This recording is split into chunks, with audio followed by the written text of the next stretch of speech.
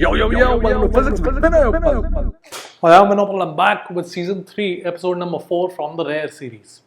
और इस एपिसोड में I'm going to talk about a concept जिसके बारे में सभी लोग पढ़ते हैं, बट बहुत ही एक छोटा सा सटल सा पॉइंट है जिसके बारे में कोई बात नहीं करता. इन अ कंडक्टर इक्विलिब्रियम में we know that charge can not reside inside a conductor. This is सबसे पहला चीज़ है जो कंडक्टर्स के चैप्टर में पढ़ाया जाता है कि charge can not reside inside the volume of a conductor. अगर तुमने चार्ज डाला है कंडक्टर पे, it has to go to the surface of the conductor. और उसका रीज़न भी बहुत स्ट्रेट फॉरवर्ड है कि इक्विलिब्रियम में कंडक्टिंग मटेरियल में इलेक्ट्रिक फील्ड तो जीरो होता है. अब कोई भी गॉसियन सरफेस कंसिडर कर लो, इलेक्ट्रिक फील्ड जीरो है तो उसके थ्रू फ्लक्स जीरो है, तो charge enclosed is zero. And कोई भी गॉसियन सरफेस के थ्रू अगर चार्ज एनक्लोज जीरो है, इसका मतलब यही है कि charge density itself is zero through out the material of the conductor. ठीक है. नाउ ये कोई नहीं बात करता है कि ठीक है charge can not reside inside the conductor, पर अगर जबरदस्ती मैंने चार्ज डाल दिया कंडक्टर में, कंडक्टिंग मटेरियल में चार्ज मैंने डाल दिया, तो ऐसा तो नहीं होगा ना कि वो सडनली गायब हो जाएगा और सरफेस पे अपीयर होगा. वी नो कोई चार्ज डाला तो it has to go to the surface, but जाएगा कैसे? How does it go to the surface? That is what we're going to analyze in this episode. Let's take a look. So we have, let me take the simplest case of a metal sphere. मेरे पास solid metal sphere है जिस पे मैंने free charge, I have, you can say I have sprinkled free charge uniformly. तो uniform density rho naught है at t equal to 0. ठीक है. We know that this charge density is going to decrease and ultimately it has to go to the surface of the conductor. ये अपने को पता है. This is what we study. JEE के syllabus में पढ़ाया जाता है. ठीक है. But now we want to analyse ये कैसे डिक्रीज करेगा. So mathematically the question becomes find the charge density as a function of time given conductivity. ये सिग्मा जो है वो कंडक्टिविटी है एंड एप्सिलॉन जो है that is the permittivity of the material. So we are dealing with a real conductor which has some conductivity some permittivity. Okay, तो sigma और epsilon दिया हुआ. तो if you want you can give it a try. It's something that is usually not taught or usually not students are not familiar with this concept. तो but मुझे feel आ रहा है कि JEE एडवांस में कभी ना कभी पूछने वाला है इस कॉन्सेप्ट के बारे में, because this concept is very straight forward. अभी अपन करेंगे तो बहुत ही सिंपल कॉन्सेप्ट है एंड कंडक्टर्स का चैप्टर सिलेबस में लिखा तो है. So this is one of the things that we should know. How does the charge flow from the volume to the surface. ठीक है. So if you want you can give it a try. Pause the video, try it out. करना है तो in any case I am going to explain it thoroughly. Take a look at my analysis. Okay, so सबसे पहले मैं क्या करूँगा, मुझे charge density as a function of time निकालना है. तो first thing that I will do is I will consider a spherical shell, thin spherical shell consider करता हूँ एंड फिर मैं एनालाइज करूँगा कि उसके अंदर क्या हो रहा है. लेट्स से रेडियस आर है, स्मॉल आर बोलता हूँ. ठीक है, स्फेरिकल शेल का रेडियस स्मॉल आर है. तो late me just draw it here. थोड़ा बड़ा बनाता हूँ स्फेरिकल शेल को.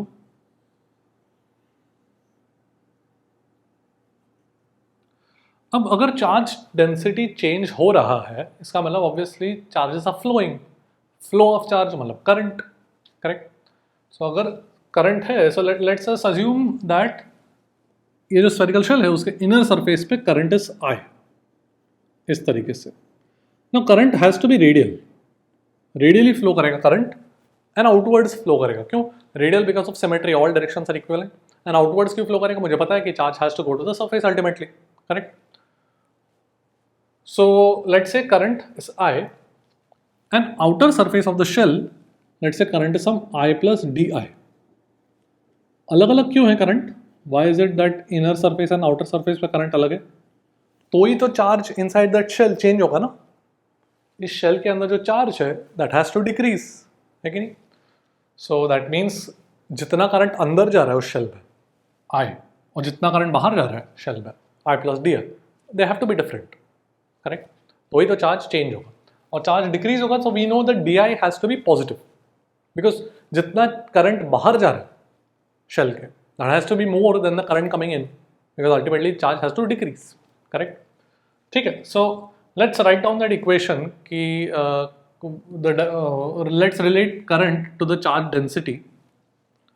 तो इसमें लेट्स से कि इसका जो एरिया है इनर सरफेस का, let's call that A I know obviously it will be 4πr², तो बाद में मैं सब्स्टिट्यूट कर दूंगा ज़रूरत पड़ा तो, एंड उसका आउटर सरफेस पे a प्लस डी एरिया हो जाएगा, ठीक है। अच्छा, now can I right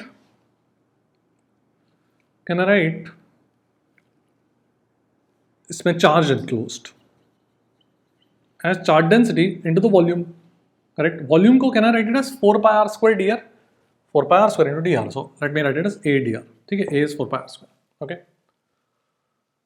alright. अब मैं रिलेट करता हूँ चार्ज और करंट को। तो कितना करंट निकल रहा है, I प्लस डी आई। कितना करंट आ रहा है अंदर, I, this is the resultant current, which is the resultant rate of change of charge. So this should be equal to, देखो मैंने क्या लिखा है, कितना करंट निकल रहा है, I प्लस डी आई निकल रहा है, तो उतने रेट से चार्ज डिक्रीज होगा। करंट I अंदर आ रहा है, तो उतने से चार्ज इंक्रीज होगा। अल्टीमेटली रिजल्टेंट क्या है, रिजल्टेंट तो चार्ज डिक्रीज हो रहा है ना। Current coming out, current going out is more than the current coming in, so I plus D I minus I is the rate of change of the charge. ये negative sign क्यों, because charge decreasing, so is the rate of change of the charge inside the shell, ठीक है। अच्छा, अब मैंने इसको ऐसे क्यों लिखा, अब मैं आई काट नहीं रहा हूं, because I'm going to relate, I want to relate current to charge. So I want to relate current and I want to bring in these quantities, conductivity, epsilon वगैरह, कहाँ से आएगा? Do I have a relation between conductivity कौन सी equation में आता है? एक ही equation पता है अपने को, Ohm's law, correct. So Ohm's law use करूंगा मैं। अब ओम्स लॉ के लिए I know J equal to sigma ही होता है कि नहीं। So I am going to express current in terms of current density. करंट डेंसिटी को मैं इलेक्ट्रिक फील्ड के टर्म्स में एक्सप्रेस करूंगा, और फिर इलेक्ट्रिक फील्ड और चार्ज डेंसिटी के बीच में कोई रिलेशन है, do I have a relation between electric field and charge density, Gauss law.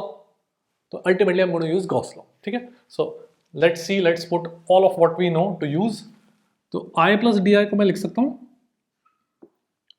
J plus D J. So let's say current density इधर J प्लस डी जे है, ठीक है, इनटू एरिया कितना है A प्लस डी है। वो ये current I plus D I कहाँ पर है, आउटर सरफेस पर है ना, तो उस पर करंट डेंसिटी को J प्लस डी जे, मतलब लेट मी से कि अंदर करंट, उसके इनर सरफेस पे करंट डेंसिटी J है और आउटर सरफेस पे current density J plus D J है। So this is the outer surface पे, माइनस इनर सरफेस पे कितना है, करंट डेंसिटी J बोलता हूँ और एरिया A, ठीक है। इनर सरफेस का एरिया A, आउटर सरफेस का एरिया A प्लस डी है। इनर सरफेस पे current density J, outer surface पे J प्लस डी जे, ठीक है, okay. And this should be equal to, no A into d r तो यार time पे dependent नहीं है ना। A और एरिया और डी आर तो वो शेल का प्रॉपर्टीज है, वो तो फिक्स्ड है टाइम के साथ, तो वो तो मैं डेरिवेटिव के बाहर निकाल सकता हूँ। So let me just write it as minus A D r d rho by D t, ठीक है।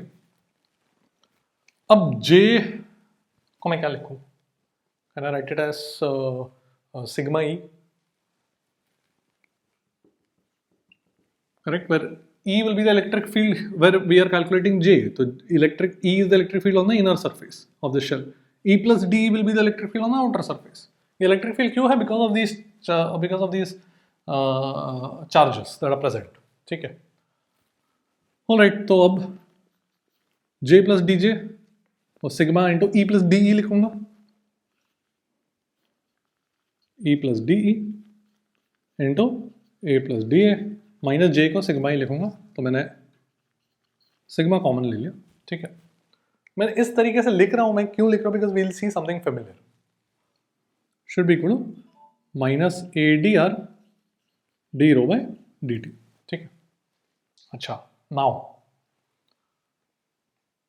व्हाट इज दिस, कुछ फेमिलियर दिख रहा है? What is E into A, flux, correct. What is E plus d into A plus d है, flux. ये क्या है, this is the flux on the through the inner surface, electric field E into area, flux on the inner surface, E plus D E into A plus D area, flux through the outer surface. ये क्या है, resultant flux through this spherical shell, this is nothing but resultant flux, and flux को मैं क्या लिख सकता हूँ, charge enclose by epsilon. तो चार्ज एनक्लोज कितना है, rho A D R divide by, अब एप्सिलॉन यूज करना पड़ेगा, ठीक है। ये रो जो है वो फ्री चार्जेस है। गॉस लॉ में वी नो, गॉस लॉ को मैं लेट मी राइट इट, कहाँ पे लिखूँ, यहाँ पे लिखता हूँ। In a medium I have to write my Gauss law, ये तो होपफुली पता ही है तुमको। एप्सिलॉन यूनिफॉर्म है तो मैं यहाँ पर लिख सकता हूँ, यूनिफॉर्म नहीं होगा तो फिर इंटीग्रल के अंदर वो अपने को यहाँ पर उस चीज़ की ज़रूरत नहीं है। This rho is the free charge, ठीक है, उसी के बारे में बात कर रहे हैं। ऑलराइट, क्या लिखा मैंने यहाँ पर, this the net flux in this shell should be equal charge enclosed in this shell divided by epsilon, ठीक है। ए डी आर कैंसिल हो गया, बचा मेरे पास basically I have D rho by D T is equal to minus sigma by epsilon into rho, ठीक है। और इसका इंटीग्रेशन तो स्ट्रेट फॉरवर्ड है यार, यूजिंग द फैक्ट कि t equal 0 rho equal rho not दिया, ये तो इंटीग्रल इजी है। तो I will leave this integral up to you. ये कितना आ जाएगा, सी यहाँ पर this will be sigma t by epsilon, ठीक है। इसको कभी कभार ऐसे भी लिख सकते हैं अपन, टाइम कांस्टेंट डिफाइन कर सकते हैं, where time constant is epsilon by sigma, all right? Okay, so this is how charge density will decrease, and ultimately charge density will go to 0. Sara charge will come on the outer surface. You should now realize that as time constant decreases, the charge decreases fast.